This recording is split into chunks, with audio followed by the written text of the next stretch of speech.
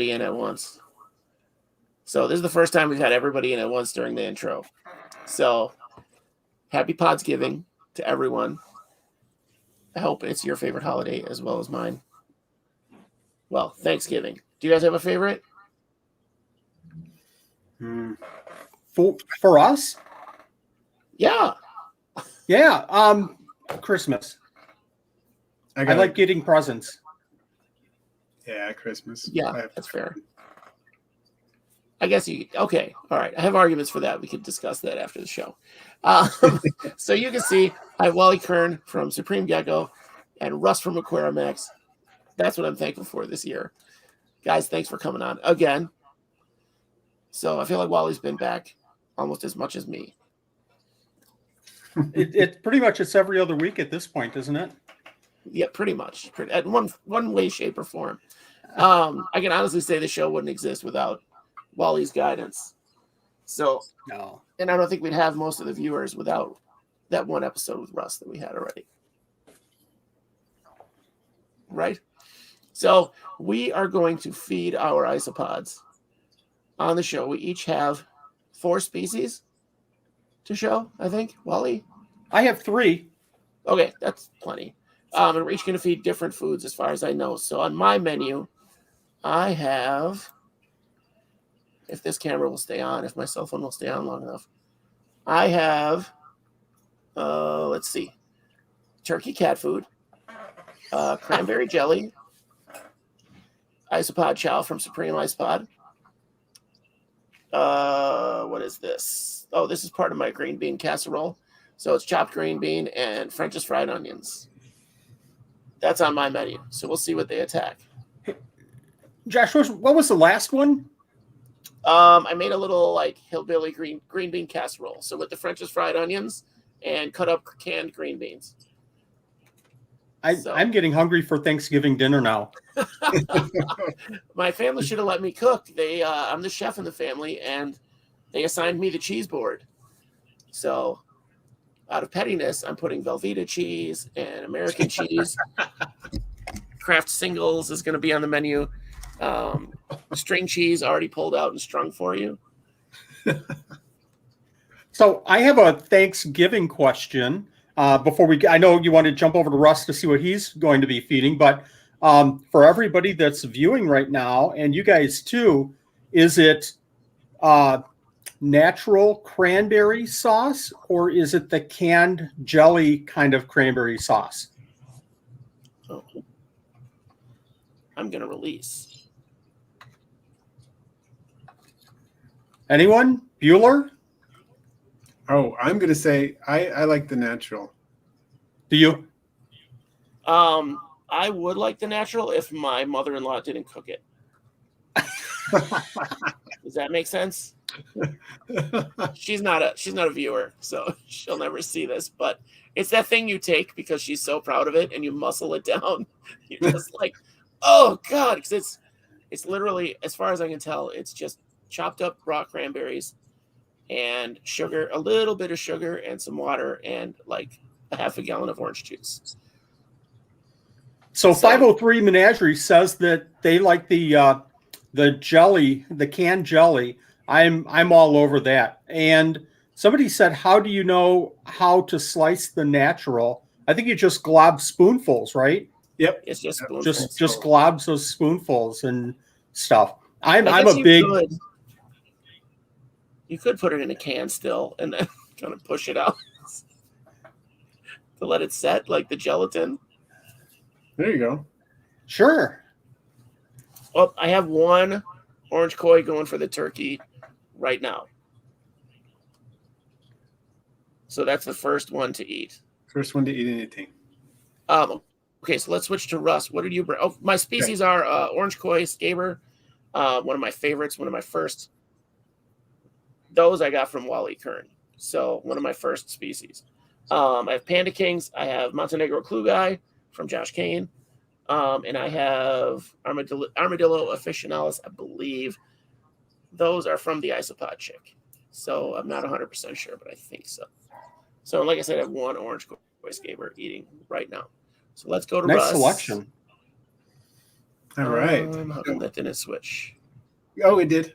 I see it. There we go. Thank you. Thank you. Okay, I see. Should I do species or foods first? Foods. Okay, foods. I've got nutritional yeast. I did foods, but whatever. Powder. And then I've got a piece of cuttle bone, and then which is a calcium supplement, but they eat it. It's food, right? And then the other weird one is salmon bone with some salmon meat still attached.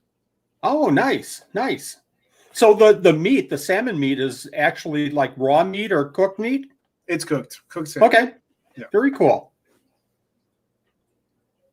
So I was going to put some bee pollen in there, and we'll see how they do on these. And I have some bee pollen on the table already if we need to do that. And species, 503 said, I knew you'd have yellow dots. Yep, you guessed correctly. I got yellow dots in the bottom right. I have, which is Porcelaria notus yellow dot. Top right, I've got Armadillidium gestroi. Top left is Porcelaonides pruinosus party mix.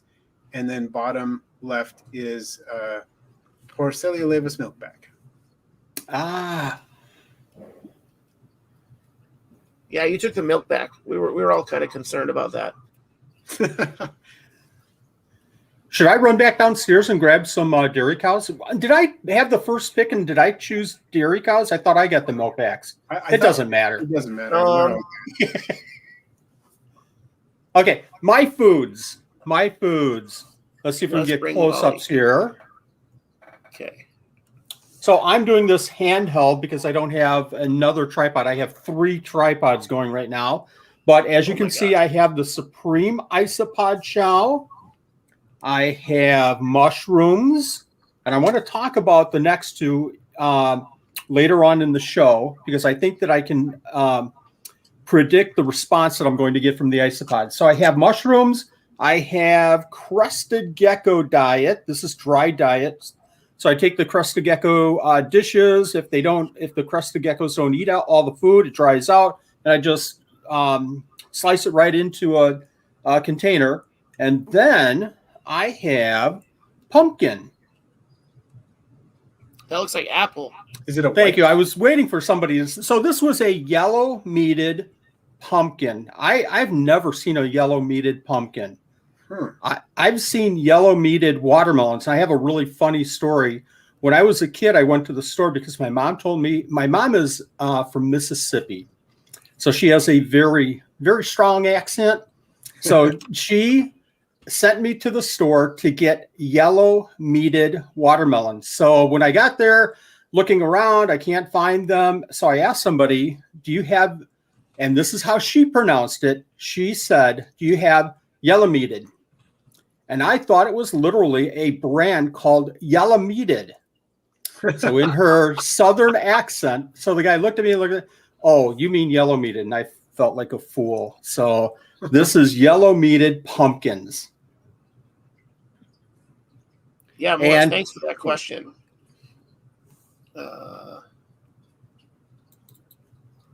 Morris asked, what's everybody's prediction on who's going to eat what? Go ahead, Russ. Oh, my predictions? Let's see. Well, I think they're going to go for the pumpkin and the isopod chow and your bins. That's a fair prediction. What do you think for your bins, Russ? Well, let's see. I can just look and see. They're all over everything. No discrimination at all. Yeah, they are. Everybody's all over everything. It looks like nothing's untouched except the gestroi aren't really going after the calcium, but everybody else is. Oh, wait, no, the milkbacks aren't really doing the calcium either, but everybody else is eating everything else. I'm going to guess in your setups they've got plenty of calcium. So Let's go back to Wally. Did we get Wally's list of pods? Okay, I've got powder blues running here. I don't know if you can see that very well. Powder blues. I've got Marinella, Vietnam, purple reds, and I've got the tub turned backwards. These are the milkbacks. Okay. So I've already put in the pumpkin, and I have a little bit of the crusted gecko diet in there. I have a little piece of mushroom here, And I'm going to throw in some, if I can do it one-handed, I'm going to throw in some Supreme Isopod chow. Okay. I was looking everywhere for a spoon to dole it out nicely, and I forgot I have one in the bag. So you can take the camera off me for a second because there's no way I'm going to do this one-handed. Let's check my guys. Let's see what we got here. Still that one same isopod going to town on the turkey. You got everybody hiding. Yeah, you can see them on the perimeter. My guys are more convinced they need to get out of here. Yeah. You know, the other day I did a presentation at a school with some isopods and put a really thin layer of paper towels in. Just one ply of paper towels, dampened paper towels, so that they'd be able to see them. And they all climbed right under it because I was trying something a little different. And so I had to take out the paper towel, show them the isopods, and then put the paper towel back in. So that's why I didn't do paper towels. I decided to wet them fairly. They're fairly wet, so they're kind of stuck around the sides. But I'm sure they'll find a way to get down underneath. Yeah, it looks like they're trying anyway. They are definitely trying, the littler guys. Those slick scavers. Well, I don't know if you guys can see that. There's an orange koi standing right next to a clue guy that's just right here. Oh, it just took off. I think yeah. Okay. Probably saw my giant finger. All right, let's get yours. Yours are just chowing down. Yep. Now, what kind of squash is that? I think it was bugging out when I. What kind of squash? Or what's the yellow? Oh, it's nutritional yeast. Okay. Oh, I forgot the salt. I was going to put the Himalayan sea salt in there so you guys could see that feeding response if possible. Yeah, that's part of the reason I decided to put this salmon in, because it's salted, and with how they react to that.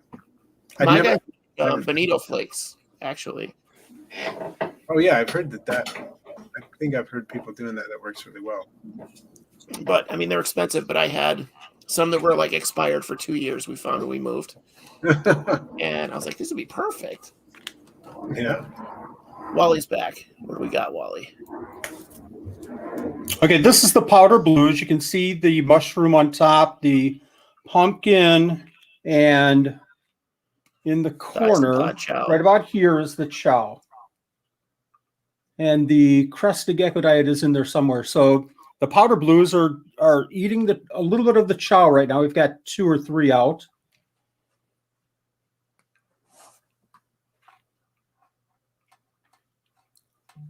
So I mentioned in a private message that it's been a little bit busy the last week or so. And yesterday I went through my normal routine and fed all the isopods. So I'm going to be surprised if they come out in mass droves. I'm trying to get them redirected. They don't care. They still head for the edges. I'm like, get over there. You're ruining the show. I like the fact that they come out for the isopod chow. Now, this was a question I had for you, if you can hear me. So how long did it take you to develop that diet? From the initial conception and thoughts about creating some kind of a chow, because I was spending so much on the commercial version. Sure. I wanted to make something for my use, obviously. And I would say probably about 3 weeks to come up with the recipe, and then probably another 4 weeks to find all the products. Started, I mixed it, tried a couple of different versions, took a little bit more. I put a little bit more of this in and took a little bit more of that out. And I would say probably within about 3 or 4 months, I had something that I was pretty comfortable with, and then used it, I want to say 6 or 8 months before I even put it on the market. I was getting a great response with about the third or fourth version of the food.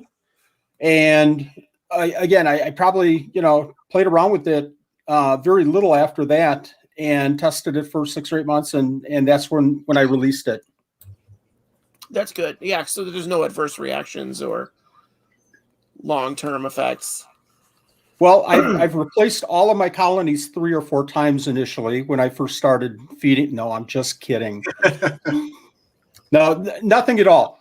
What I wanted to do was add a couple of ingredients. The changes that I made were pretty simple. I added a couple of ingredients here or there, and cost really wasn't a consideration. It was just more the smell, how it appealed to the isopods. I saw better feeding responses at times with different ingredients, and again, about second or third version, I was pretty set with it. Now, do you have it made for you, or do you have like the equipment in your house? We, about once every 2 months, we sit down, Nanette and I say Nanette and I, but it's, the fact is that it's probably going to be Nanette. Yeah, we know. We sit down. Yeah, I know. I can't hide that anymore. So Nanette sits down with a bucket and takes all the ingredients and blends it up. So I'm doing the research. I'm doing the buying. So I'm the procurement manager, and Nanette is the manufacturer and the shipper and the everything else. You're lucky. You're lucky to have her. I am very lucky. My wife hates our basement just knowing that isopods are in it, which I told her, I was like, well, after you go to sleep, I put them on you so you'll get acclimated. She's not a fan of that story. I'm sure she's not. Well, I think it's because she's not 100% sure that I don't. So, I mean, it could be. I do some pretty weird stuff, so that could be a thing I do. Oh my gosh, was running off. Do you see him? Yeah, I saw that. He must be related to my isopods. They went crazy. Well, I don't know if you saw, but I thought that I saw him with a mouthful of food, like a clump of food. That's what I'm saying. Yeah? Yeah, he was running off with something. He still has it. He just went in the hole in the cork bark. Yep, I saw that. Food. Yeah, it was a big piece of food. It was as big as his head, probably. So Russ, you don't have a food that you feed, but do you have a staple, basically? I know we all do treats like seasonal vegetables and stuff, but yeah. Well, this is. Can you hear the airplane in the background, or am I okay? a little bit. Okay, hopefully It'll pass. Hopefully. Okay. Hopefully it doesn't get louder. I hear it coming. Yeah, I've been trying to mute it, but we'll see how it goes. All right. Well, a lot of the staple that I've been using so far are just fish food pellets.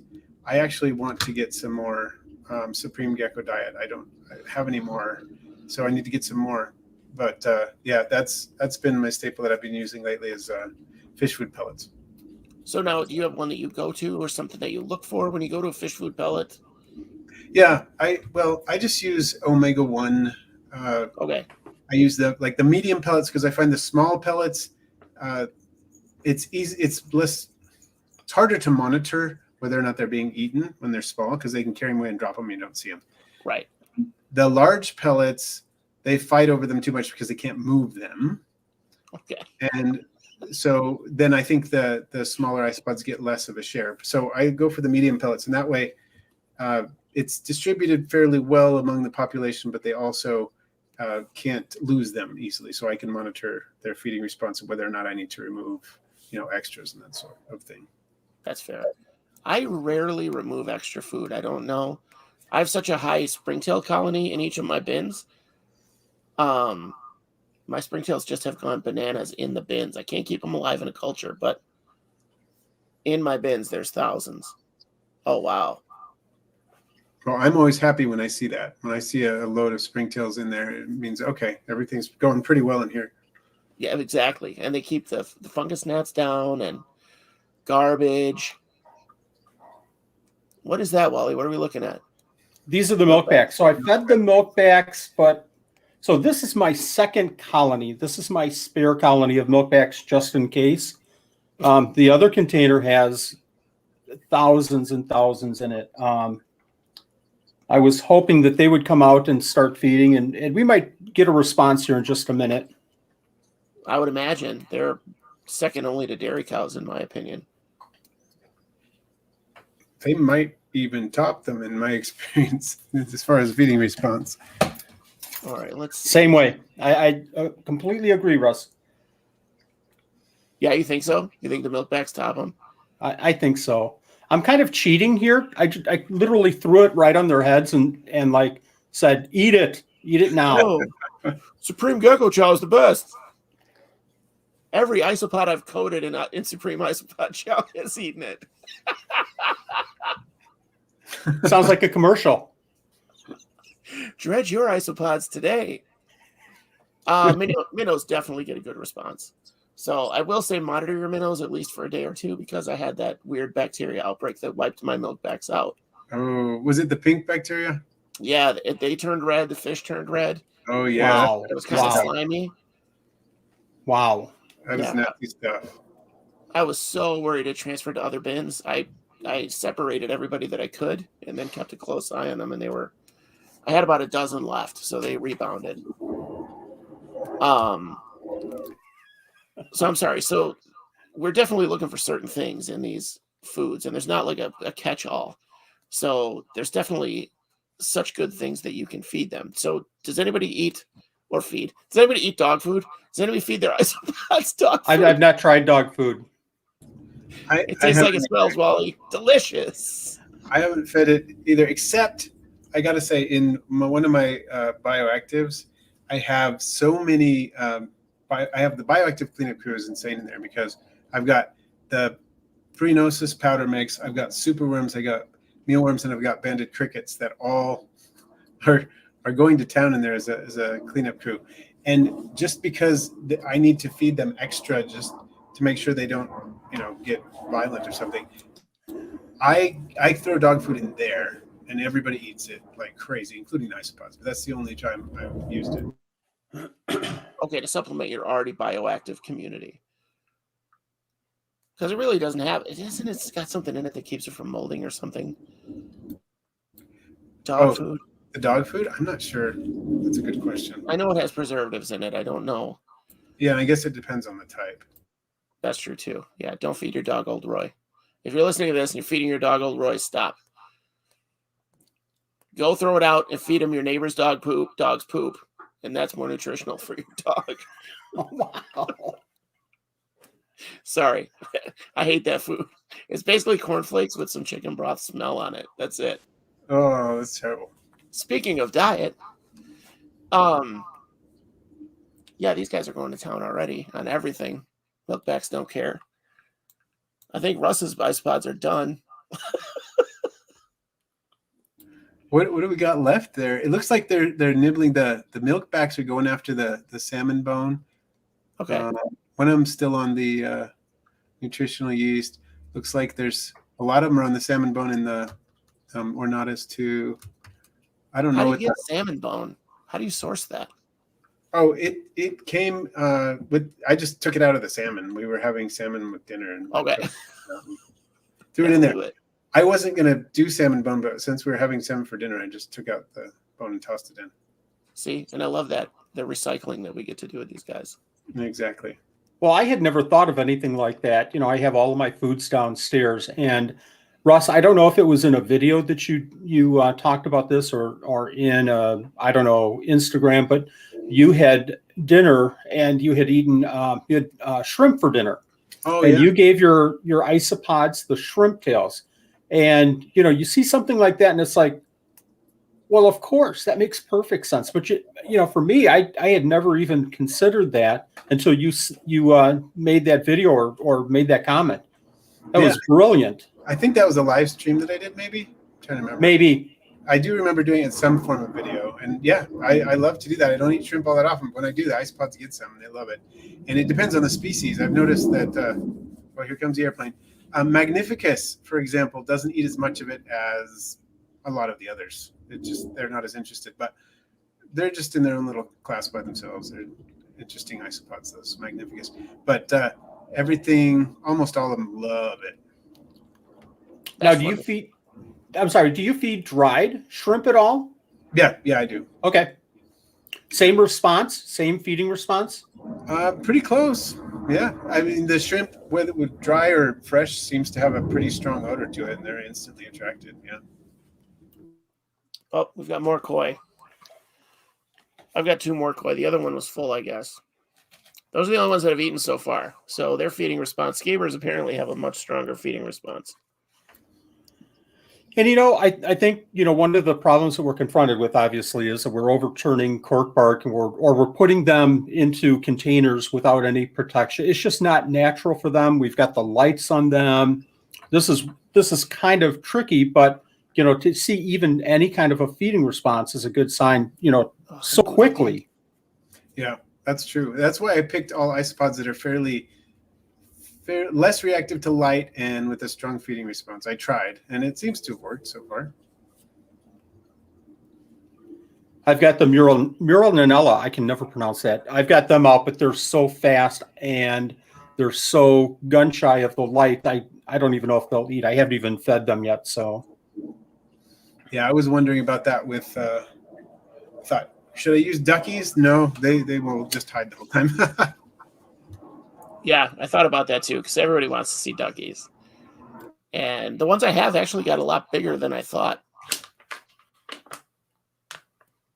Okay, I think we're back. Are we all back? Yep. Okay. That's what I like about StreamYard. The show goes on. I'm reading all the comments. There's some really, really good comments out there. So Frank is asking if anybody's given seaweed. So if you don't mind, I'm gonna jump into and grab that question. So in the Supreme Isopod Chow, I have spirulina. I can barely. I think spirulina is a great underutilized food. And I also have started feeding, and I get different responses for different isopods. I have the aquariums, and I get a lot of plants, a lot of hair algae. And I take the hair algae out, I put it in a bucket, and 2 or 3 weeks later it dries. I cut it up and I put it into the isopod enclosures. And again, some of the isopods are just going crazy over it, and some I can find the same strand of hair algae, a month or two later. Yeah, that makes sense. I've noticed too with the spirulina, I use it for a lot of my aquatic stuff and like my Daphnia cultures and whatnot. And one day I just experimentally had an extra scoop, put a scoop in my Prenosis culture on a piece of bark or whatever. Came back a little while later, it's clean as a whistle. They just munch that so fast. Giant canyons for anything green like that. My giant canyons will go through it just as quick as anything. Yeah, that's interesting. I wonder what it is about that. But yeah, giant canyons have such a feeding response, but they're also pretty secretive. So that's interesting. Yeah, I didn't think giant canyons work with all the lights and everything. I didn't think that we'd see them at all. Right. But then if you turn off the lights for 5 minutes, boom. Yeah. I can almost watch in my bin of giant canyons, the leaves just from the bottom down just disintegrate. It's so crazy. And there's so many of them in there that's the tank. I put them in a 10-gallon and I built them that tunnel system out of couch cushion foam. And so they're all in there. They have a place to actually burrow too. But now they're all populated, those tunnels. They can get around fine. It's like a little ant farm for giant canyons. Oh, that's cool. I'd like to see a video on that. Yeah. Oh, see, I've got to bust that out. Yep. Yeah. Oh, people are talking about bee pollen. Should I put some of the bee pollen in mine? They usually love that. Right? I thought we were having somebody do that. I'll be right there. Okay. We'll pull them up. I took my phone out because I don't think it's doing well. If I get a lot of activity, I'll pull it back in to see. I can't get over those milkbacks. It's just like a swarm of them. Can't even see what they're eating.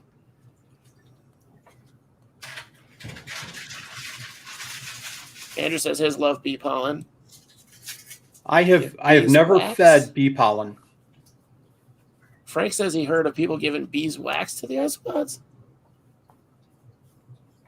Beeswax? I guess if anybody could eat it, it's them. About a year and a half ago, I started collecting from the isopod groups. Is it okay to feed this food or this food? I tried feeding this food, and I probably had 100 different foods, from raw ground beef to somebody put a piece of a deer bone with meat still on it in their isopod enclosure. They basically break it all down. Like, they'll break down that bone eventually. Eventually, sure. So crazy. It's just such a cool lifestyle that they have, like the purpose that they have to the world. Look at them; they're already on that bee pollen. Oh yeah, especially the milkbacks and the ornatus. They were not as turned immediately. You could watch them just. Yeah. The I noticed the powder blues, the powder party mix. They basically finished off the nutritional yeast. They were the first ones to do it. Oh yeah, they did. They kind of stepped on it a little bit and kicked it into the substrate, but whatever they could get, they ate. So. Well, and then when they start chawing on the substrate later, it'll still be there. Yeah, true enough. That's something I have yet to try. I have to try the nutritional yeast and the bee pollen. I think the price of bee pollen keeps me from doing it, but I can see the tiny amounts that you're giving. Yeah, it's not very much at a time, and I actually got, and the thing it lasts forever. Smugbug sent me a sample when she sent me some isopods, just free. It was probably about 2 or 3 ounces of it, and I just feed off little bits here and there to different colonies. If I were to feed all of my colonies a scoop at the same time, it would be gone, of course. Sure. Before I would have to get through the container, but I never do that all at once. I just I want to watch them eat during a video or whatever, and I'll throw that in there and watch them eat it, and they like it. It's just kind of a fun treat. And it's actually pretty nutritious. It's up to like 35% protein, has antioxidants in it. It's good stuff. Look at that. I wonder if they even use antioxidants. If that has an effect. You would think question. so. I think what we're all trying to do here is trying to find the right balanced diet. And obviously it's impossible to meet the needs of every single isopod that we have in our collections with 1 or 2 or 3 foods. I think it doesn't hurt to try these different foods, as long as you're not relying on, just bee pollen or just, yellow pumpkin. Pumpkin. Variety is key. With detritivores, they're going to get a lot of variety in the wild, so whatever variety we can provide is going to be beneficial. Good point. Is that true? Because I guess in the wild they don't travel far. They don't, but you think seasonally the availability of food is probably going to vary in most of the places they're at, and just by happenstance, mouse happens to die here, and you get some fungus that sprouts up here at certain times of the year, and then fruits that are seasonal and whatever. An animal happens to poop in a different area at different times, and so they're going to eat that, and stuff like that. Yeah, I didn't consider that. I guess that's true. It would show up, so you would get it. What is the calcium source then that they would get naturally? Naturally, I think a lot of things, but the bones from whatever animals die in, outside. You see rodents getting after it. You'd see isopods getting after it. All sorts of creatures are going to just gnaw those away. So I'm sure that's part of it. And in many cases, the soils that they live in is also going to contain limestone or other calcium sources, calcium carbonates of one form or another. That's true. That's true. Here in Wisconsin, our soil is really super high in calcium. A lot of limestone. Yeah, we've got that too. And then a lot of people don't think about this, but leaf litter is actually pretty decent source of calcium. Just leaf litter. I just saw those memes and GIFs, and I'm like, oh, now I can't rake my yard. Well, I used to hate raking my yard. Now I love it because I'm like, wow, look at all lovely stuff that I can use. Well, now I rake for myself, for my own stash. I rake the show part of the yard, and then the part that like the city technically owns, I kind of leave that alone. So the leaves, all the little guys that live in the leaf litter, they can have that spot. So my problem is going through the neighborhood now, driving through the neighborhood, and everybody has raked their leaves to the road because the city comes through and picks up the leaves. So we're driving by, and a big pile of these really big oak leaves are sitting there, nice and dry. Nanette, can we stop? No, Wally. We have 48 full bags of leaves in the garage. No, we're not going to stop. That sounds remarkably familiar. Yeah. I just like, what do you think would happen if I watch too many cop shows, but like, or those investigation shows, like if somebody like us dies and they come to check everything out to see for clues. They're going to be like, what the hell is this? Well, worst case, let's say that you have collected leaves somewhere and you're driving home and you're speeding a little bit, you get pulled over, you have the aroma in your car, and you have 4 big black bags of something in the back seat of your car. Sure, that's leaves. You get stopped for it. That'd be great. That would be a good story. Oh, thankfully that hasn't happened, or haven't been stopped picking up the lawn bags from the curb. Like, we have the lawn bags, so that's a big deal. So they're already packaged, so I can just put them right in the car. I've gotten weird looks from the people that own the house, so probably think it's some form of identity theft or something. No, this is how I get your car warranty. Get a T-shirt that says something about Leaf Litter Collective or whatever, and I don't know what you'd call them. Well, could you just not wear a yellow vest, with the glow in the dark, right? That's true. My gosh. You could get away with a lot just having that Brilliant. vest. Yeah. Act like you belong. No problem. Especially if you have a clipboard, you're there. Where's my pen? I've got to make a note of that. Clipboards are essential. They are essential for just about any scam you're going to pull. Clipboard and a yellow jacket. What happened? Just a clipboard and wearing one of those shiny yellow, reflector jackets. If you can get it, a hard hat would be helpful too. Yes. That means you're doing something important. And when they come out, when somebody comes out, in their robe and like checking you out, no need to thank me. This is my job. I love doing it for everybody. You're welcome. I got this. Oh my gosh. No, there's so many materials. No, I don't take tips. No. Right?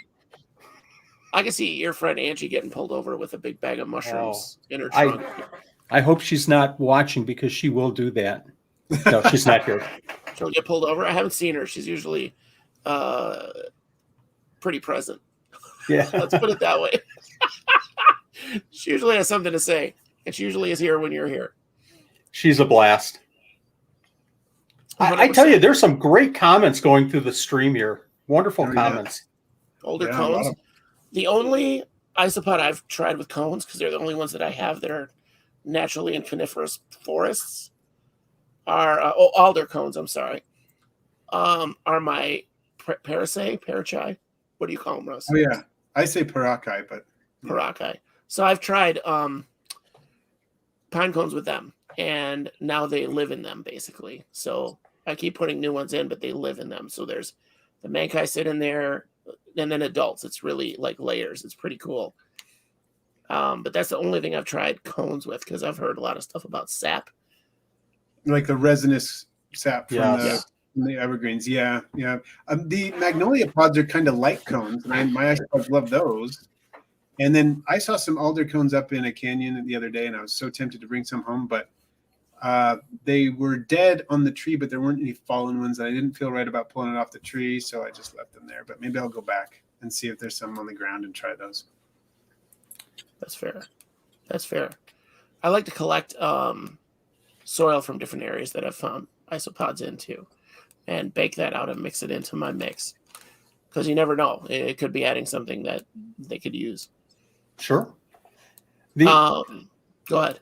The only thing that I worry about using, substrate from out in the wild collecting is bringing something in. I think I brought something in one time on a piece of wood that didn't completely bake correctly, and it was centipedes. And since that one experience, I've been very leery about bringing anything in, raw from nature. Yeah, I just did a major thing for my isopods a couple months ago where I had a centipede explosion. They were just everywhere. So I basically had to, get out as many pods as I could, sterilize that dirt, throw it in the yard. Basically, I threw it in my garden. And then there were new isopods the next day. It was spontaneous generation. Which used to be science, kids. A lot of people have had that issue with centipedes. I have had people contact me and say, these showed up in my bins, and I'm not sure exactly how they got there, but it's like you say, something gets imperfectly sanitized, and I ended up getting a infestation of Pyralis farinalis. It's a species of moth. Because I was teaching my son how to, sanitize the substrate, because that's one of his chores. He gets money that way, sanitize the substrate. And just when I was starting to teach him how to do it, he didn't quite get it. We got some of these moths in, and it took a while to get them under control, because they love the substrate in the exact same conditions that isopods love. And so it was not fun there for a while trying to get rid of them. Russ, are they the moths that create the long tubular cocoons? They take the substrate and I've had those before too. They are horrendously hard to get rid of. Yep. And I found the best thing is the same thing for fungus gnats with the catchy trap and the ribbons, sticky ribbons. And that really got them under control, but it took a while. It just gets so crazy when you get an explosion of something and it's hard to get rid of. Yep. My magic potions have been that for me. Like, they have infiltrated more bins.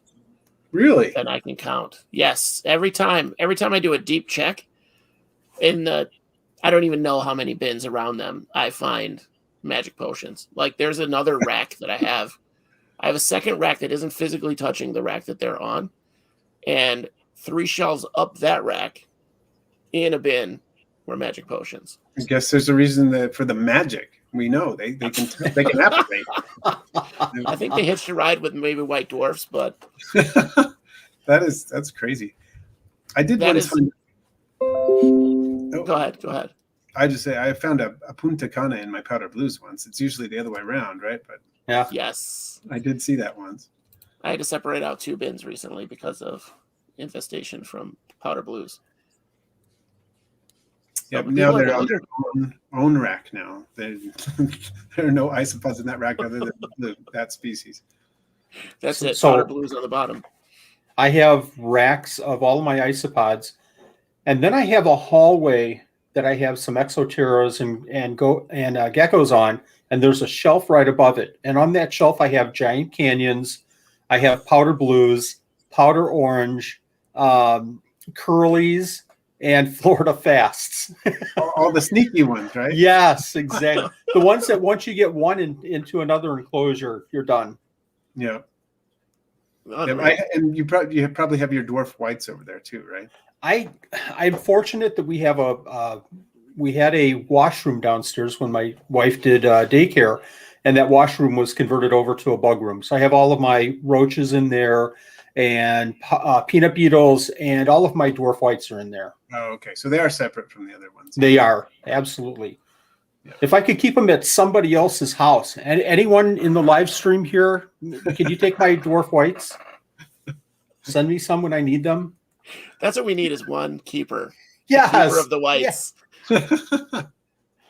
The keeper, what do they call him? Devil's rice? The keeper of the devil's rice. You haven't heard that yet, Russ? No. I've not heard it either. That's pretty good. That's I want to say Laura Maite or whoever, both of them, the Maites, came up with that, as far as I know. But it makes a lot of sense. It totally does. And when I started with dwarf whites, I never actually bought them.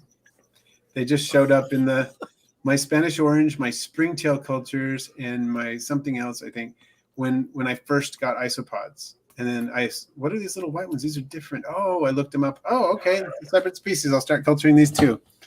So yeah, right. Yep. Why not? They do make such good cleaners. Like, I have probably 1,000 now. I don't know. How do you count them? In my ant colony that is currently escaping. Yeah, for those of you, real quick, I came down to get ready for the video and tweak the thumbnail image, and immediately saw ants on my floor, which I've never seen, and was like, oh no, those are my girls. And they were streaming out of it. Like, all of a sudden they just figured out how to climb over petroleum jelly. Wow. Because I watched them just doing it wherever it was. They did not care. So I put up a quick powder. You use alcohol and powder to mix, kind of like you're doing a slurry for thickening broth or something. And that has deterred them so far. So, Wow. yeah. Why do you think that they got out? Was there maybe a break in the barrier somewhere? I think there might have been a break on I have a heating, not a heating cable. I have a cord that comes in that runs the waterfall. And so that's where I saw a concentration of them at first. But then I watched other ones just singly, just whoop, whatever. All of a sudden they could just walk over it. I don't know. Maybe it's dust buildup or. Because I've seen ants throw stuff on it. Or I had an ant colony years and years ago. Is that what they were doing? Throwing stuff? They will. I haven't seen that. And if it was, usually that's in one spot, like one little highway. Right. And this was literally, they were just whoop, whatever. I'm going to walk over this. So now they're having trouble getting back in. So I'm finding a bunch on the lip. I think that's what's happening. But anyway, their nutrition has been a lot of fun. So the colony's so big they can shell out an adult dubia in a day now. Oh, wow. So yeah, which is for them that's pretty serious. Wow. What have we got? We've got some more response. We've got an armadillo on mine, and more scaber. They haven't touched anything but the turkey cat food. So I want to see Russ's setup there. And while we do that, if you don't mind switching over, somebody was asking about how to sanitize leaves or bark. So I'm going to throw that out to you guys. Do you guys bake? Do you boil? What do you guys do to ensure that you're not bringing something foreign into your collections? I'm a baker. 200 Fahrenheit, half an hour or more.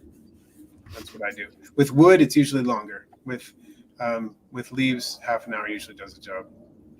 One of the things I was going to ask today too is, obviously you don't think it does, but is there like a loss of nutritional value for those items that get baked, slow baked? I've wondered the same thing, and it's hard to say. I mean, obviously the isopods do fine with what they get, but that's not saying a whole lot since you can keep them nothing but cardboard, and they can do fine for a few generations like that too. So hard to say. I'm sure there are some enzymes that are lost at the very least with that heat. Right, but I think with all the supplements that we give them, we probably makes up for it to a large extent. Replenish all of that. Now I bake wood, like if I find dead wood or larger pieces, I'll bake those. I do the Chris Biggs method for moss. I'll soak it and let it, keep kind of filming everything off the top of it as I press it down, and then culture it for a while to make sure there's nothing left. And then I do the Wally Kern method for leaves, where I black bag them and leave them in the yard for a month or so. Hey, I've worried about boiling. I've worried about soaking. I wonder if soaking really gets everything. My concern with soaking anything is that there might be eggs still on something that's adhering. Baking, I think probably is preferable.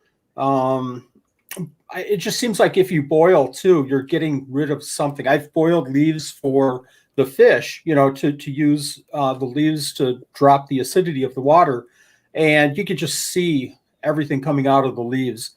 So I like the black bag method. I throw everything in black bags and then throw them, either outside in the springtime and let them, cook for a 3 months, or like right now, everything's in the garage and it's freezing out there. That doesn't necessarily mean everything is going to be, frozen when I go to use them in the springtime. But I think that kills a lot of stuff. Yeah, that makes sense. Well, and it being closed up in the bag, anything really that explodes out of there isn't, unless it's another ice pod, it's going to starve, basically. So shut up in that bag, Yeah. But it takes a long time. Again, unless it's eggs or something that's just kind of, hibernating through the winter. That's true. Yeah, that's true. And you will get some of that, probably, but it's going to help. It's definitely going to help. Yeah. And it's always a mixed bag, because I do believe I lose some nutrients from heating the leaves, to 200 Fahrenheit. And it also, de-inoculates them with beneficial microorganisms. So there's that to recognize. Yeah, good call. Sure. Very, very good point. So that is one reason why I think it's important when you do that method to make sure that you never change out all the substrate at once. When I change the substrate, I always leave at least a third of the substrate in there to re-inoculate it, and that it always is much better than starting trying to change it all. Trying to change it all is always a mess. But Great it's almost points. like a water change for your aquariums. Yeah, where you never want to change it all out unless there's a catastrophic issue. You want to change a portion of it out at a time. Exactly. That's I fair. do the black bags. There are a lot of I think. Go ahead. I'm sorry. No. You do the black bags for one simple reason. I do the black bags just to get rid of all the spiders, just in case there's any spiders in there. That's the only thing I'm concerned about. I thought it was to save Nanette another chore. She has plenty of time during the day. Watching her do the separation video for the roaches was maybe one of the best things I've ever seen, because she looked like fine with it, like resigned to it, but it was like against her will resigned to it. It was like you see a long-term coal miner like, oh, I guess this is how it is, but not really caring either. It's like robot mode. The way you're talking about it, it's like I'm paying her 23 cents an hour and I've got a whip behind her. Get going, faster. You got a slot in the door. More dubious. You got a slot in the door. You get water when you have 5 buckets. Here's your piece of bread for the day. Poor Nanette. She's got to be coming around the corner right now. Her ears are burning. She has mastered that look, that long-suffering look. I've noticed that. The best. It's not about the work that she's doing. It's not about all the different things that she's doing for us. The long-suffering look is just, living with me. Yeah. I like the idea we're getting some stuff. Yeah, and then that's a saint. We know that. We know that for sure, Menagerie. I like the mycorrhizal powder, and I've added that to bioactives, and it makes sense. I've added to an isopod bin. Totally makes sense. Absolutely. I think it's a great product. If you're starting out or even starting out substrate, you can get substrate in your bin. I don't know about you guys. I mix well in advance, but yeah. So I actually have to start over. Yeah, it's better when you can do that for sure. Yeah, I think I used all of mine because I set up new bins for a lot of guys who were invaded with magic potions. Actually. And now I have 6 magic potion colonies. I finally have a lot of activity on this tray. The one clown that's eating one for the green beans. I'm having a real hard time keeping my phone on. Let's see if I can get a shot of it now. You guys talk about something for a minute. Well, Frank's just asked about the perfect substrate mix, and I'm going to jump over to Permian Exotics. We had a talk a couple of weeks ago, 3 weeks ago. I've lost track of time. But, I've talked to Permian Exotics and US Inverts, Sean Kramer, and the perfect is flake soil.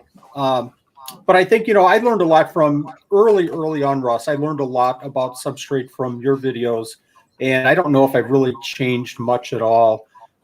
Recently, again, Morris and I were talking about the wood pellets, and I think I'm going away from that a little bit and using more leaves than the wood pellets. But your original recipe, and I know that you got it from somewhere else, but your original recipe is pretty much what I've stuck with for a long, long time. Mm-hmm. And I like what you said about the leaves. I've tended to do more leaves too, and less of the wood pellets.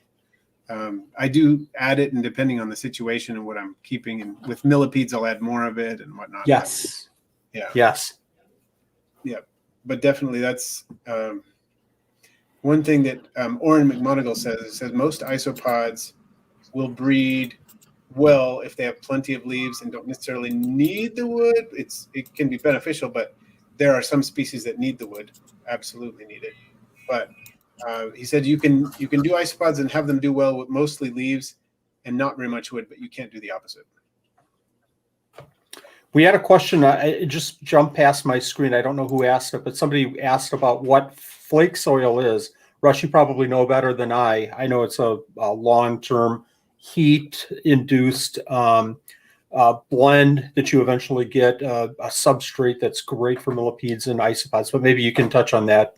Yeah, sure. In general, most of the main ingredient is oak wood that has been ground up. So you use like the oak pellets, soak them, and then you need to add several different ingredients to it. There are different recipes, but you want it to get it to ferment. And so some people add, for example, wheat bran to it. Other people add wheat flour to it because that helps with the fermentation process. Some other ingredients that can go into it, usually some kind of less refined sugar, like a brown sugar, a turbinado sugar, something like that. And then some something to inoculate it with proper bacteria, like active apple cider vinegar, like the raw apple cider vinegar can do it. And there are different ways to do that. But basically, adding these ingredients in the proper proportions, along with making sure it's moist enough, will build up that heat like you were talking about. And it's basically fermenting at a high temperature, and it changes what's going on. It produces things like lactic acid, which is highly nutritious for isopods, millipedes, other creatures, beetle larvae, that kind of thing, and makes an excellent substrate for all these creatures we're talking about. And some of the really big experts, I think the premier flake soil makers are those in the beetle hobby. People who are raising things like Goliath beetles and other exotic beetles are the ones who have really gotten the flake soil down to a science. And they will add certain other things in various proportions to just make it even better. But I haven't gotten that much. I made my own flake soil a few times, and I've used it, and it works. I raised some cottonwood stag beetles on it from eggs and got them to turn into adults on some that I made. So I can kind of do it. I don't think I'm an expert in it, but I've done it before, and it's good stuff. So I looked at it when I first got into the hobby a little bit more deeper, into the isopod hobby a little bit deeper. And I thought, everybody's saying use flake soil. So you know what I did? I flipped on YouTube and started looking around, and I think I saw 3 or 4 videos on making flake soil, and every single one was 6 to 8 to 10 months. Click. Nope, not for me. That's a long 6, 8, 10 months. Now, Morris, I think at Permian Exotics, you're making a flake soil in a little bit less time, and you can, I don't know if that's okay, to add his link or talk about flake soil. Josh, is that okay? Yeah, I'm kind of going, all right. Put your link up, and I can put it in the description too. I'm trying to put the links up for everybody that's involved. It's not just a commercial. Yeah, I didn't mean to kind of drive in that direction, but no, I always want in the community. I'm thankful for this community too. Like, let's promote everybody. Unless we know they're an a-hole, then we don't have to do that. So we can leave those people off the list. Not let them win any contests. For those of you that don't know, Wally's got his 12 days of Supreme Christmas. What is it called? 12 SDOC, 12 Supreme Days of Christmas. It's going on right now. I don't want to make this a commercial, but last year donors, thank you, Russ, donors helped us bring in over $6,500 worth of reptile supplies and animals, lots of isopods. And this year I was hoping for about the same, maybe a little bit more. And I think we're already over $16,000 of gifts that we'll be giving away in the next month, a little bit over a month. Nice. Wow. So some of these gifts, I'm going to tell you guys some of these gifts, from people, and it's everybody's giving what they can. And I greatly appreciate every single gift in this giveaway. But some of these gifts came in and it was just like, I'm sorry, I misread that. What do you mean 1,000? You have 3 zeros here. You put an extra 0. No, that's what we're giving. We have the UVB bulbs. We're going to give away one UVB bulb, which are valued at $75, $80 a piece every single day of this giveaway. There's so many great gifts like that. Crazy. And that's part of the community too. That's the extended community that, that's good for them too. It's just good overall. I don't know. It's just something to say about the community. That's why I wanted to touch on that too. So check Wally out at SupremeGecko on YouTube's. That's going to be there too. He's going to have all the instructions that you need to get involved in that in each video. So you have to watch the videos. There's a catch, but it's worth it because you might get free stuff. With $16,000 worth of prizes, there's a good chance you'll get some free stuff. I think I'm still working on all of the gifts and getting a list together of all the gifts and the days that we'll give them away. And I think that we're over 80 gifts so far, and I'm about, 60% done with all the gifts. So I don't know how we're going to fit it into 12 days. So I'm going to work on that tomorrow. It'll be the 15 days, like an advent calendar. It'll be 162 days of Christmas. 162. You're starting to sound like my family. Yeah. Even though Thanksgiving is clearly a better holiday. Look at these guys go. Oh, I just bumped the camera. Oh, we have a relevant question. Finally. Relevant question about Porcelia laevis. Ben is asking if Porcelia laevis orange breed just as fast as dairy cows. What do you guys think? Mine don't at all. I mean, they're great breeders, but I don't think anything other than milkbacks breed as quickly as maybe once powder blues get going, Florida fast, but the orange don't breed as fast, for me at least. I would agree. My experience has been that they, I still have a bin of milkbacks and oranges I put together when they were all tiny babies over a year ago, and they're both doing fine, breeding in there and so on. But the oranges are less prolific. They don't get as big. They don't act like the same species at all. No, I would tend to agree with that.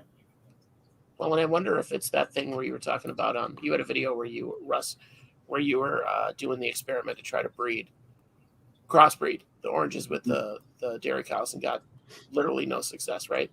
Right. That bin is keeping it from us. Still together.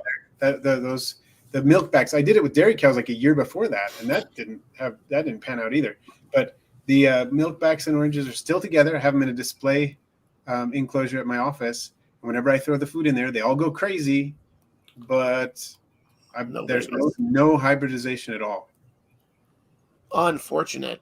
I think it's great that people have them in their office on a little desktop situation because you can put them in anything.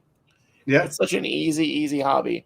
Well, it's as easy as you want to make it, I guess, or as hard as you want to make it.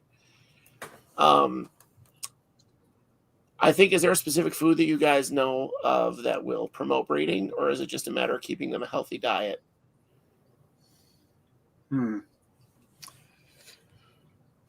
Well, I think leaf litter is a key component for many species. Right. If you don't have that leaf litter, their breeding is going to go down. That's not true for every species, but for most we keep, I would say. Keep that base, keep that core of nutrition there. Yep. I feel like most animals, well-fed animals in decent conditions, are likely to breed. So to Russ's point, let me read off the very first statement that I have on my food. Leaves and decaying wood should be your isopod's primary food. So the great salesman that I am, on my food I say, don't use this food, use leaves and decaying wood. Well, I mean, there is no food. I feel like anybody who even delves into the hobby, gets 2 toes wet in the hobby, understands that there's no packaged food that'll give them everything that they need. Like, yes, there could be, but not on the level of keeping that people do. Because if you have one species, you have 30 species. Yeah, that tends to be the case. So almost everybody I agree. Has 30. Yeah.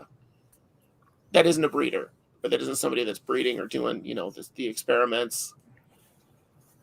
Yeah. Russ, you have the aquarium background. You've kept tropical fish. I have too. I think in your mind, everything probably goes back to this, and self-contained enclosure with your tropical fish. Same way with me. I think the more things that you can throw at them, as long as they're healthy, obviously, the better. The more balanced diet that you can give these animals in this self-contained situation, the better. That doesn't mean that you, though, have to feed 163 different foods. Make sure that you're giving them lots of protein. Make sure that you're giving. I give vegetables to every single one of my isopods whenever I feed. So my routine is, the isopod chow, the Supreme isopod chow, and veggies. And then the next feeding I do, I'll give flake food and veggies. The next feeding I do, I give the crusted gecko diet and veggies. And then I'm back to the chow again and veggies. That's kind of my routine. Yep. I think switching it up when you can is great. I love doing that too. We grow a lot of what are they called? Butternut squash. Yeah. Oh, yeah. We have them all winter. We have them stored up, and whenever we get one, my wife says I'm going to make soup or whatever because she loves butternut squash soup, and I said, can I have a chunk of it? And I'll cut up a chunk of it and distribute it among all the isopods, and just trying to find out. We have the apples that fall off our trees, and we can't even keep up with all the apples, but I can chop them up and throw them in with the isopods. Just all that kind of stuff. Just if you can switch it up, it's good for them. And it's cool in their sense because they'll eat it until it's gone. Not whether it goes bad or not, they don't care. Yep. My wife will ask, and she'll say, "Oh, this is a little bit stale. Do you want it for your bugs?" That's a very common thing that she'll say. No, I want it for me. Right. I think my cats know that I'm chipping them sometimes now because I give them a little of the wet cat food because I'll keep a little bit back in the can. I'm like, oh, this is going to these guys tonight. Or this is going to these guys. Usually it's the roaches or the ants, but they're other disposals. Yeah. Our dog follows us downstairs when we feed the isopods, and he sits there patiently, and we'll do 20 or 30 tubs, and then we'll go, okay, here, Gus, here's a piece of zucchini. And he'll just patiently wait, looking at us. Waiting for his veggies? That's a good dog. Yeah. I've got a question for you guys. Yeah. When you feed your foods, do you put it right on the substrate? Do you use a bowl? Do you put it on the bark? Where do you feed your foods? I'll start. Some of the stuff I sprinkle around, I try to keep it on the dry side, in the dry area if I'm going to sprinkle. And then now in each of my bins, I had a project that I bought all these little bitty, terracotta pots for, and I never used them. I found them in the garage. I had to sterilize them basically the same as we do everything else because they're filled with spider webs and dead bugs and whatever. I was just like, no, these have to get washed and scrubbed and whatever. But I broke them all up, and so those are kind of my food dishes, and they hold water, and they not hold water, but like they absorb it, right? So it's a place they can feel safe underneath. Because it's curved, they can get underneath those edges.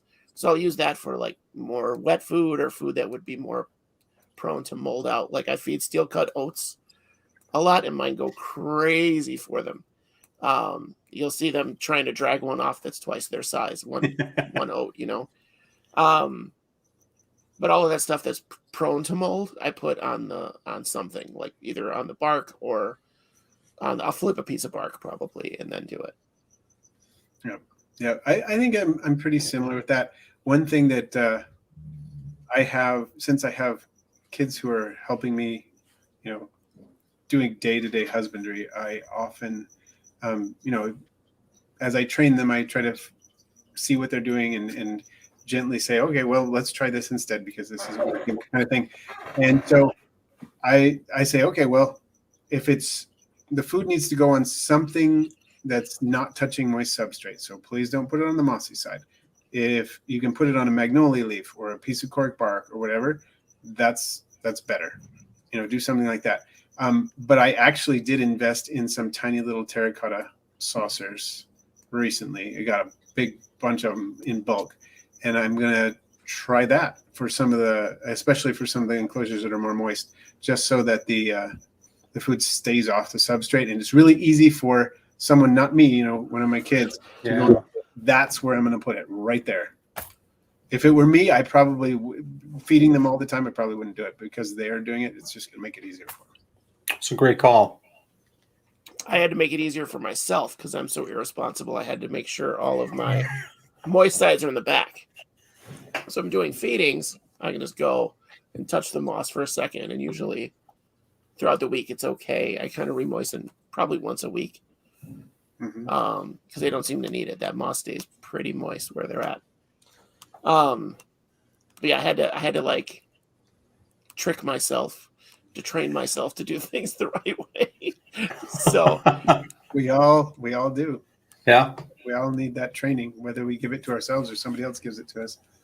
Well, your guys' videos definitely. I have to say, you two are responsible primarily for my isopod collection as it is, and the interest in it. So, neither of you were my first customers or my first purveyors. I went to eBay for that because, but that's where I found Pod Solo. Pod Solo was my first purchase, so I couldn't have gotten luckier with a seller on eBay. Yep. So now he's huge now, which is great. So these guys are just going to town. I think we covered a lot of good ground. Did either of you guys have anything else that we missed that you think needs to be addressed? Well, I want to feed off of the comment that you just made about, Russ and my videos. And I'll say this over and over and over again. I've learned a little bit from working with the isopods, but I'll say 98% of everything that I've learned has come from Russ. So I'm just regurgitating exactly what Russ has taken, lots and lots and lots and lots of messages kind of going over, explaining to me. So I greatly appreciate all of the knowledge that Russ has shared. So Russ is to you what Wally is to me? Oh, that's scary. But reverse it, because a lot of the things that I tell you is just intentionally wrong. I just want to see what happens. That makes a lot of sense, honestly. I gotta say though, I have learned a lot too. Like from Wally, the reason why I do the moss the way I do it is because of what I learned from you. We learn from each other. That's what's awesome about this hobby. If we're not learning from everybody else, we're doing it wrong. Yes. Hey, and we've trademarked our verbiage for that area, haven't we? That's true. That's true. Because you've got moist area and I have hydration station. And yours sounds nicer. I wish I would have come up with that. Doggone it. Russ's vocabulary always trumps mine. I don't know. It's always better. Like I think care, and then Russ says husbandry, and I have to go, wait, what does he mean? Wait, what is that word? Okay, it's correct. That's perfect. Like I know it's correct, but I have to think like, wait, yeah, that works. That works. It's the same thing as care. Like I have to translate it in my brain. Somebody's asking. Learn? Oh, go ahead. Just real quick, and I know what you're going to ask, Josh, but somebody's asking, what should you never feed to isopods?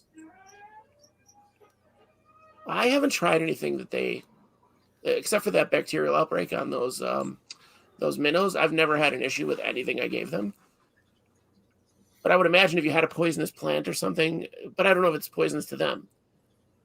Yeah. Or toxic to them is the thing. That's a good point. I think the thing that I avoid most is something that I know has been contaminated with pesticides. Right. I never spray my trees, never spray my grass or anything like that. So I know I'm safe in my yard as long as I don't get too close to the edges of the neighbors, But with half an acre, I have a pretty safe zone. I would imagine. But if where I can collect leaves and whatnot. But I don't. I really avoid things that I know will be or suspect will be contaminated with pesticides. That's like anathema. I don't want to go there. I collect from a cemetery nearby that doesn't use pesticides. So if you need to, they all have like dump bins where they take all the dead wood and bark and whatever else they clean up from the grounds and toss it in a nearby. They're all surrounded by woods. That's nice. Very nice. Very easy to source all of your materials there. Oh yeah. Yeah, I'm the same way. I have to kind of know the area that it's from, I guess, or have high suspicions that it's okay. So But I've always said if you're going to try something new, set up a bin of powder blues or dairy cows and feed them first before you feed, 80 different cultures that you have going. yeah, It's always best, if you're going to make a mistake, do it with something that you can replicate, you can get back pretty quickly. The other thought that I've had, and I don't know if this is right or wrong, and I wanted to do a video on this, I certainly set it up and try for 3 or 4 months, but I have been leery of using anything containing salt. And I know, Josh, you think your feeling is that salt is okay with isopods. I don't know. I'm not saying yes or no. I specifically feed them salt. Really? So, and no like, issues whatsoever. Purpose. I've had no issues that I've noticed. Okay. So I feed it in 4 bins. So, and that's because I want to get a long-term effect, right? I don't want to see, oh, they've been fine for a week, I'll give it to everyone. But it is not in, my janky bins. It is dairy cows. That was the first one. I have a kind of a high yellow. It's my hillbilly high yellow vulgare. And I always say that because Russ is here. If Russ wasn't in the feed right now, I'd be like, no, these are totally high yellow. I am getting some really cool things in that bin. And I've separated out 4 times now because they breed like crazy. But one of those bins has the salt. My Tiger Kings get the salt. And who else? There's another bin I can't remember that gets the salt. So, and it's a little bit once a month. It's like a teaspoon. But by the next morning, it's gone. And that's always on a magnolia leaf or on part of so I can see it and monitor. And it's always gone within a week. By the time I check again, it's gone. Well, it's really interesting that you should, and I know we were chatting about this before on Messenger and whatnot with the salt, but one of the first groups ever to embrace keeping isopods in bioactive setups, right after the dart frog people, were the hermit crab people, interestingly enough. And hermit crab people provide salt to their hermit crabs in various ways. One of those ways is to use salted water to initially moisten the sand substrate that they provide. And they were keeping these isopods in there, and they were doing totally fine and breeding like crazy. And I thought that was really interesting. But apparently that doesn't seem to harm them.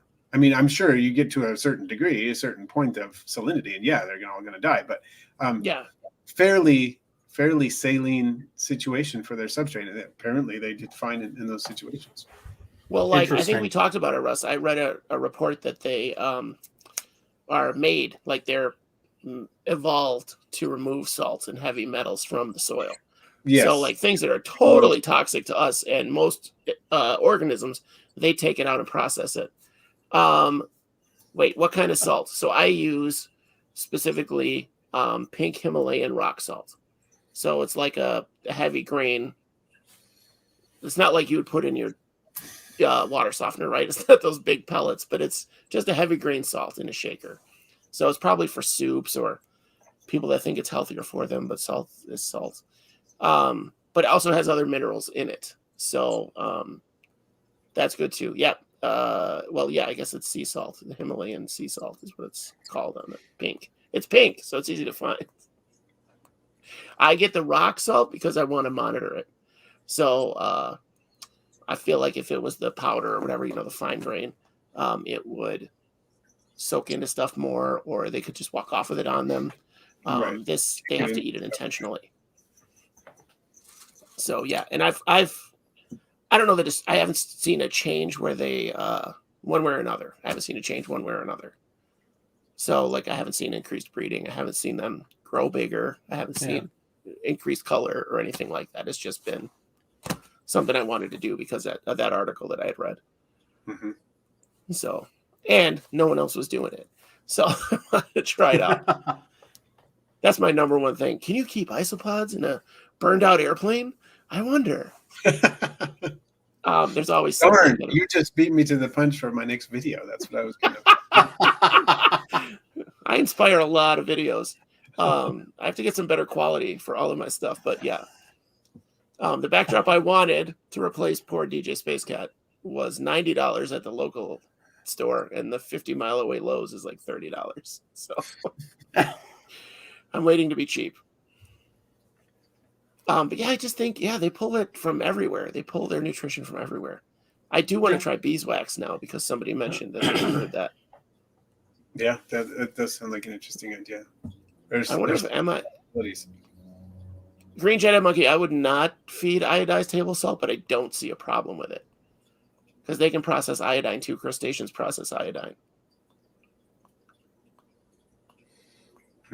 As far as I know, right? Am I wrong on that? As far as I know, I know that crustaceans use iodine as part of the regulation of their molting process. Yes, because it's present in their shells. I know that. Yeah. So I don't know that I would do soy sauce. I don't see a problem with MSG. But yeah, I don't think. Sorry, Reptilia. We usually run about an hour and a half. That's kind of how we roll. Sorry. And we're getting there. And we've got 2 chatty guests that I usually take an hour and a half with. So this will be about 5 hours. No. Yeah. You see, Russ was like, no, it's not. At about 4 hours, I'm going to be like, I'll just be talking. Wally, Wally. What? Let me show you my mic went out. I couldn't hear you. Sorry. I think what Reptilia stream meant was, I'm so glad this is a long stream. I want to keep for as long as possible. Yeah. Okay. Good. This is a great idea. Well done. The round table. Yeah. Well, I think the round table is great. It would be fun to hear from the views of lots and lots of isopod keepers. Yeah. But just the part about the food, I think this is just a really fun thing to do. And it kind of spurred on some talk about food and substrate and things like that. Which is always good. I think, honestly, I'm with you guys, and Chris Biggs touches on it a lot, but I mentioned his show again because he's done like 5 videos on substrate in the last 6 months. I think it's very important because we don't know exactly. And I think we tend to keep them all pretty much the same except for hydration. Am I wrong? Like they're pretty much on the same substrate and everything, right? Usually. Yeah. Yeah. Yeah. So more or less we're keeping them the same. I know that Permian Exotics does or has suggestions for different like Spanish isopods versus like Cubaris or something that he thinks they have different requirements. He's found that they have different requirements. Maybe not requirements, but preference, I guess. But yeah, the fact that we keep them all the same, but they're from vastly different regions speaks to how really simple they are to keep. But honestly, how little we know about what they prefer, or I guess they're like as close to their home environment as we can get them. Yeah. Which probably is why we go to such great pains to provide gradients.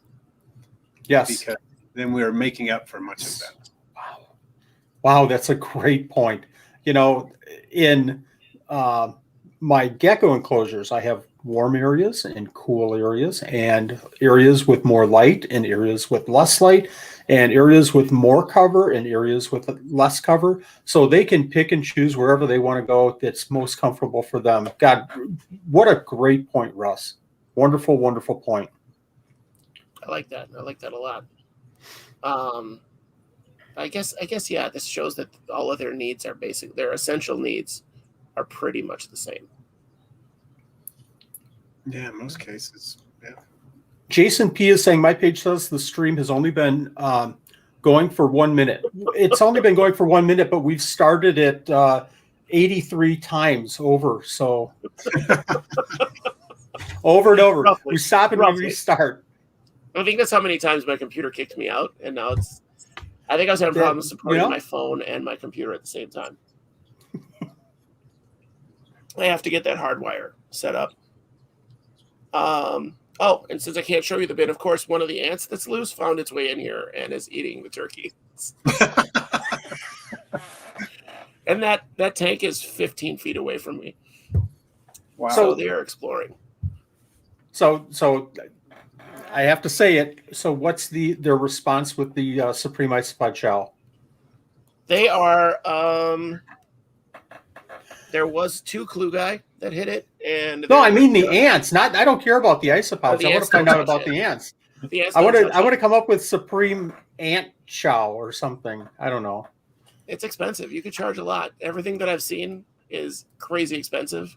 But it's kind of one-stop shop. It's more convenience than anything else because they mix the protein and the carbs together, which I think is dumb. Because they take what they need. So if they need more protein, they send out some girls to get protein. If they need more carbs, they send them out to get carbs. Because protein grows the babies. Adult ants don't need protein. The queen ant needs it, and the babies, the larvae, need it to grow. But once they're adults, they don't grow anymore. They're just using energy. Yeah. Yeah. They just need carbs. So you'll see them running around with their full gasters, and they're just like little balloons. And that's a good sign. When you see them, they're almost clear. They're so full of whatever. Honey. In my case, it's usually honey or those jelly cups I steal from the diners. So everybody's like, beetle jelly. Well, Russ, beetle jelly's awesome. Yeah. But yeah, I mean, they're ants. They're local, basically local ants. I'm not going to go above and beyond. And like you say, if they just need mostly carbs from the jelly, then that's what you're getting, and it's fine. Yeah. I mean, most keepers just mix white sugar and water. So, and that's their carbs. So I feel like that's just fine. Yep. Yeah, Aqua Garden's definitely longer than 1 minute, but I feel like if it was 1 minute, my metrics are going to be off the charts. 100% engagement, 100%. Andrew was asking about bat guano. I would imagine Mars, that'd be great. Specifically, if we use bat guano. I don't. And one concern I have about using bat guano, because I've talked to a bat researcher about this, people will steal it, and basically they're poaching bat guano, which sounds dumb. Like, why do you care? But the thing is, collecting it can be done in a way that disturbs the bats significantly, causes harm to their, like, long-lasting harm to the colony of bats. So I would worry about how it was collected. I'm not saying there aren't sustainable ways to collect bat guano, but I do know that it's an issue right now that bat guano is being collected in many cases in non-sustainable ways. Beyond that, I didn't even think of that, but my first thought was the ammonia buildup in the enclosure. Yes. So even with good ventilation, that ammonia could build up pretty quick. And that, I imagine that would be pretty bad, as tough as they are. Yeah. The whole that scares me so much. The whole ammonia thing and the nitrites, you put something in an enclosed, contained environment, and it's just going to build up to the point where everything's going to suffer from that. Right. And honestly, like going back to the aquarium analogy, your isopods are your filter. So, like, you're gumming up your filter with a whole bunch of extra crap that you don't need to. Yep, that makes sense. It just dawned on me that we are keeping filters. We are keeping aquariums with just filters in them. Filters as pets, yeah. We are super dorks, you guys. What do you have in this aquarium? A sweet ass filter. You see that crystal clear water, don't you? Who did we lose? Oh, we lost Russ's bugs. Oh, did we? Why? We did. They just popped out. They were done with us. What happened? Oh, I think maybe my. Did it run out of battery? Battery, yeah. It looks like it's running low. I think that's what happened. Yeah, the ants don't touch the isopod shell, but that's where you'll find all the isopods. They're killing that. It's hard to gauge how many ants I have in that colony because of the leaf litter that I have for the isopods. I have Punta Cana, milkbacks, Kibaris merino, or Borneo, whatever you want to call them. Marina. And obviously dwarf whites are in there. There's something else that I can't remember. I don't know. There's 4 species of isopod and dwarf whites and a billion springtails. And they all live in harmony, more or less. I think most milkbacks drowned. I think they climbed into the water feature and drowned. Because every time I clean that, I find them. And that's some species seem prone to diving into water and killing themselves. The milkbacks? There's certain species. I mean, I hadn't had occasion to observe that, but like my klugii that I have in with my garter snakes, I have a huge colony in there in my 40-gallon with my garter snakes is the bioactive, right? It just doesn't quit. I can take as many as I want out of there, and there's still as many as there were when I took them out. It's going crazy. But at the same time, if I ever put the water dish in a stupid place, which occasionally I do, I'll find a few in there that have drowned themselves. So I try to be really. If it's a matter of them not getting out, like not being able to get out.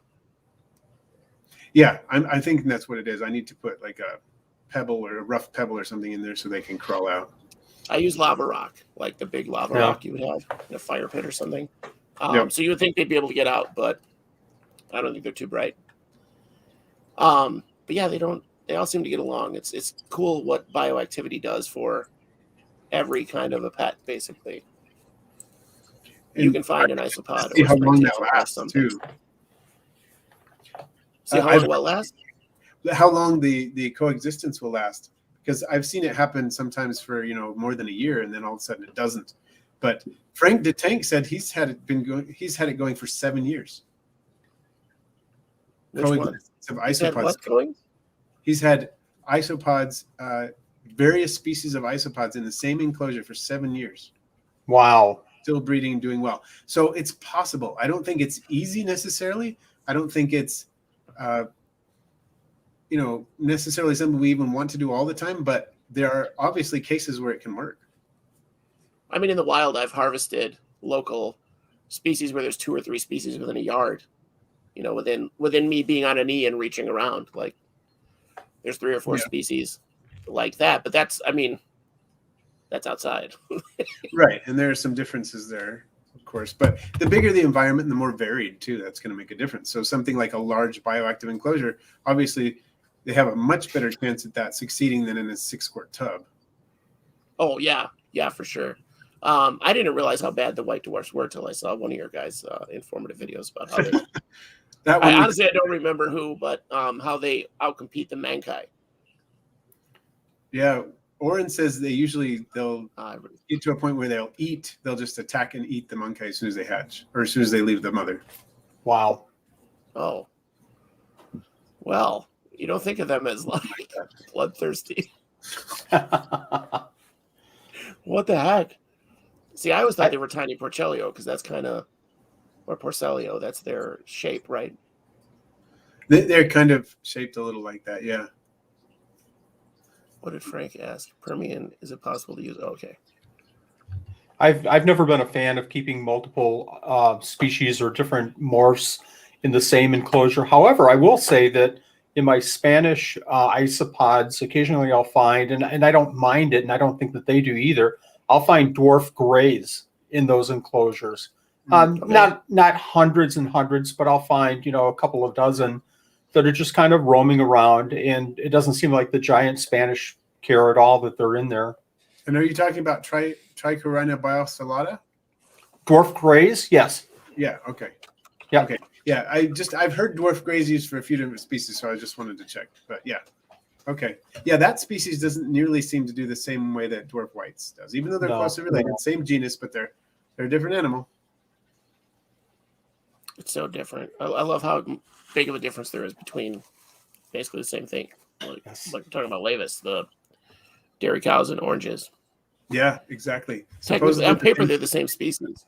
Yeah, on paper. And that may not last, but yeah, we'll see. Very different. Unreal. Before we let everybody, are you guys it's been an hour and a half. Are we good? Okay. Better than good. This has been a great show. Yeah, it has. I had a great time. I feel like I could go another 2 hours. I'm not going to. Yeah, let's go ahead and do that. I'll be right back. Just send a net in. Send a net in to finish the interview. Hi, this is my dog Gus Gus. You'll be attending for the next 2.5 hours. My cat's been up here twice trying to get up into the podcast. Just patiently waiting for his zucchini. Yes. Right. I wonder what happened if I gave my cat zucchini, what kind of look they would give me.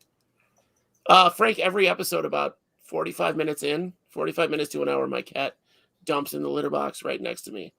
And if you watch the old videos, you'll see me all of a sudden go like, oh, what? Because it's horrible.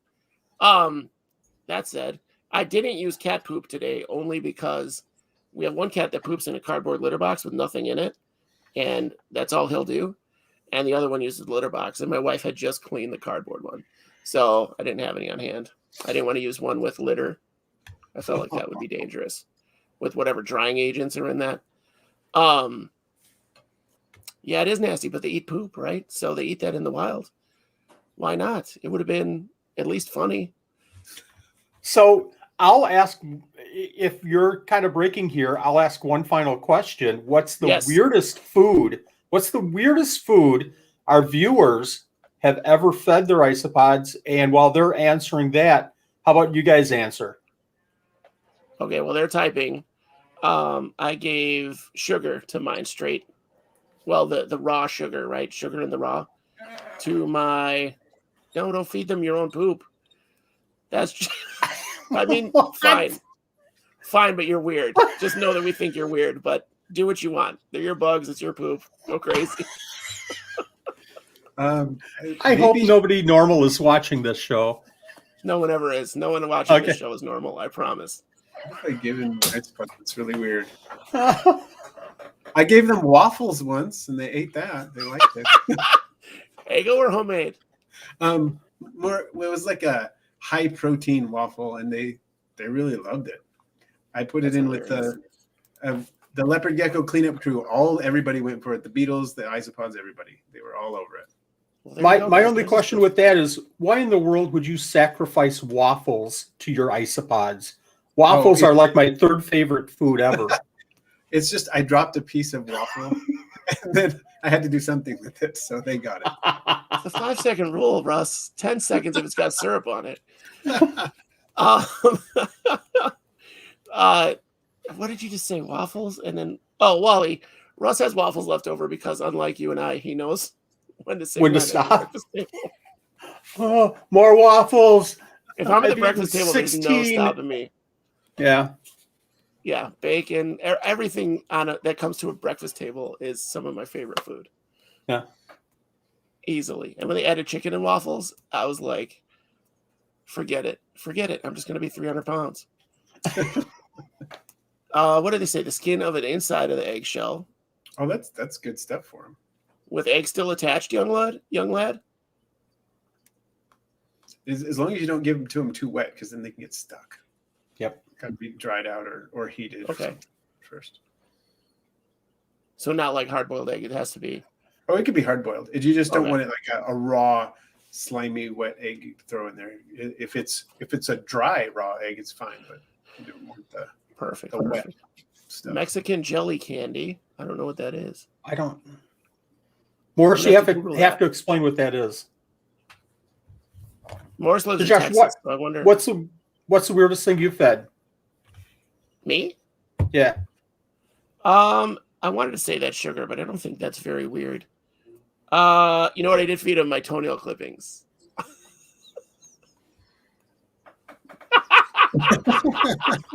I just wanted to see if they would eat it, and sure enough, I gave it to the Hoffs, and they went bananas.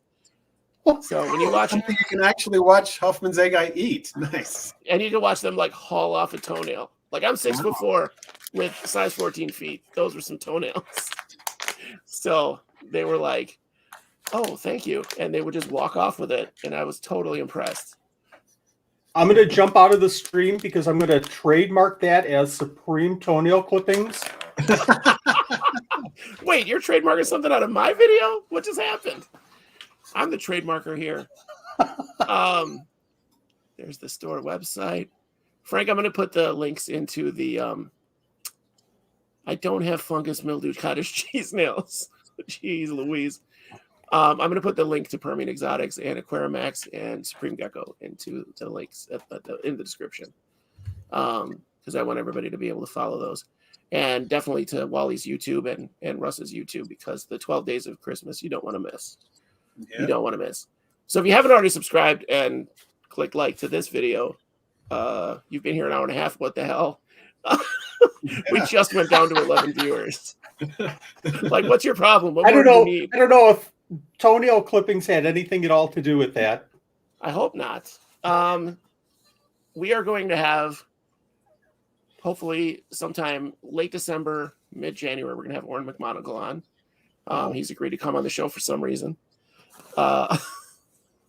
Apparently Stephanie has more pull than I thought. Reisberg? Or than I assumed, I guess. I didn't know. We have a lot of good episodes coming up with a lot of good topics. And I honestly, this is one of the most fun videos I've done, if not the most fun. Having a round table. I was very nervous. This is good. I was very nervous. Wally, thank you for bringing in your experience and keeping it moving at certain times. No. So I think this was a great, like I said before, this is a great idea to have. How many screens did we have going at one time? 86? Six. Oh, it's just 6? Okay, but still 6. You did a great job. I stress out a lot about that. If you couldn't tell, I was stressed out because I was running into the show like 3 minutes before the show and nothing was set up and my mic wasn't working. So thanks for your patience with that. Well, and like 2 of the 3 times you've been on the show, I think you've had technical difficulties, and I know what a thing that is for you. Like, you can't just edit it. You can't edit these videos. No. Frank can take one to flex, Russ. That's the beauty of it. I can't edit it. Frank wins the best comment of the day. I will say you two have the best viewers. When you guys come on, I get the best viewers. That's not true. I love my viewers, but well, let's see. Who are the viewers in common between us? DEA, 503. And Frank. Yeah, Frank the Tank. Yeah, everybody else. I don't know Aqua Garden Zen. I don't think. So Shima and Young Lad is. More, I know Aqua Garden Zen, Young Lad. Yep. Thank you everybody for coming today. I invited everybody, I think 3 or 4 times. So I'm really glad that we got some people coming in from my regular viewers. That's great. I need to get better at that because I promoted it around, but I feel like doing it too much on anyone else's page is rough. And you definitely have more presence than I do. So thank you very much. Yeah, so I'm grateful for this. I want to do more roundtables. So I'm going to try to come up with topics for roundtables and guests for those. And Russ, thank you so much. Honestly, I mentioned on the show once, and then Russ contacted me to come back, and I want you to know what a huge effect that had on me. Because literally, like, you guys are my isopod role models, and it's just great to have you both on. To consider that you would come on this tiny show. Yep, there he is. I feel like singing the Brady Bunch song here. Here's the story of a man named Wally who was very much into land crustaceans. That's all I got. I like it. It's a great start. Next time we'll have it all ready at the beginning. We'll do a 6-man roundtable and we'll have the Brady Bunch for real. I don't know whose family I'll be in, but I'm excited. But yeah, so like to have you guys on. Wally, again, was one of the first guests we ever had, and he absolutely helped me streamline the show and the concept and everything. And then I went. And then he went. Am I back? You're back. And that's all, folks. Thanks, Wally. I believe. That's all, folks. Yeah, and Russ and Wally both were just so gracious to come on the show the very first time, and to show the excitement is really cool. So again, if you haven't liked or subscribed, I have Wally and Russ's stamp of approval. What are you waiting for? I know it's another Isopod channel. But yeah, thank you guys. I learned a lot tonight. And if anybody listened to my advice, I am not the expert. So I'm still trying out a lot of these things or following on the coattails. We're all learning and we're all experimenting. That's true. It's still very, very new. So even seeing shipping from different people evolve over the last year for me has been, nobody ships the same as they did when I first bought from them. It's all a little different. So even that is changing all the time. Yep. So thank you guys very much for coming. I can't stress that enough. So hopefully we'll have another roundtable soon, and I'll have a better internet connection, and we'll make everything happen better. So have a great Thanksgiving. Best holiday of the year. Yeah, you too. Happy Thanksgiving. Thanks for having us.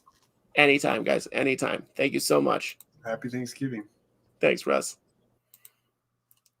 It was pretty awkward at the end. It's hard to say goodbye to these guys. They're amazing.